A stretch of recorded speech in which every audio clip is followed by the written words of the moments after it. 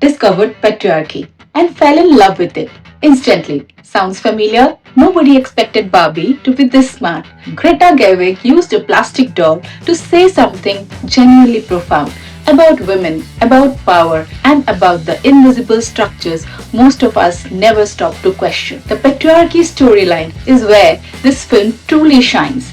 Ken discovers the real world and is completely, instantly mesmerized by it, by power, by being in charge, by the idea that he could matter simply because of who he is. That wide eyed fascination was funny and then quietly, painfully very familiar. But Gerwig goes one step further. She asks what Ken is supposed to be when the world no longer revolves around him. That question, what do men do when they have to find themselves, was the most unexpected and compassionate part of the whole film. The fake water, the painted sky, the houses with no walls, every detail of Barbie Land was constructed, and that was entirely the point. Perfection is always a performance. The sets were genius precisely because they never tried to hide what they were. This is Margot Robbie's film. She has come a long way and this rose proves it, taking Barbie from breezy lightness to genuine emotional depth without ever losing the character. And Ryan Gosling as Ken. He was supposed to be supporting. He was impossible to ignore. I just loved him. Completely committed, surprisingly moving, and utterly scene stealing. Barbie did not win Best Picture at the '96 Oscars, but it won something arguably more difficult.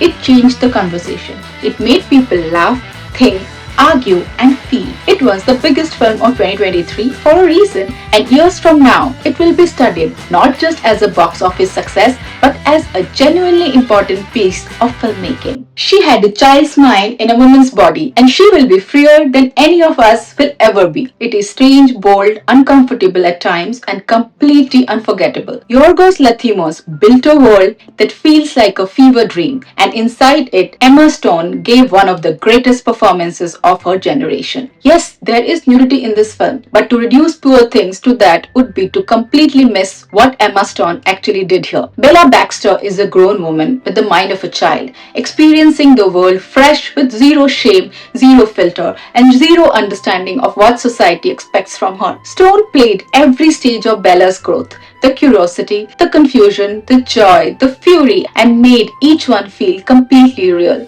Not once did it feel like acting. There were moments watching her that felt genuinely uncomfortable, not because of what she was doing, but because you realize you were the one with the discomfort. Bella had none.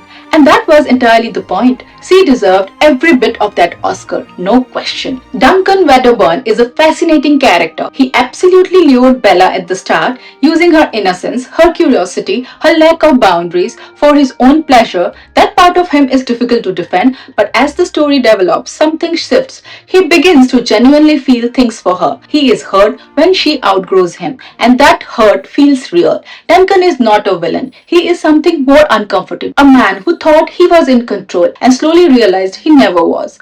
Ruffalo played that character with brilliant, ridiculous energy. He was funny and pathetic and oddly sympathetic all at once. A great character in the truest sense. William Dafoe as Godwin Baxter is one of the most quietly extraordinary characters in recent cinema. Willem Dafoe brought such warmth and strangeness to him.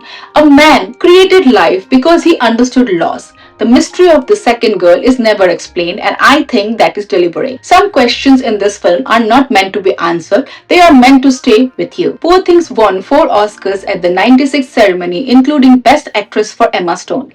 It is the kind of film that divides people, and that is exactly what great cinema is supposed to do. You will not forget Bella Baxter, and you will not forget what she made you feel about yourself. That's it for today. Bye bye. Like and subscribe.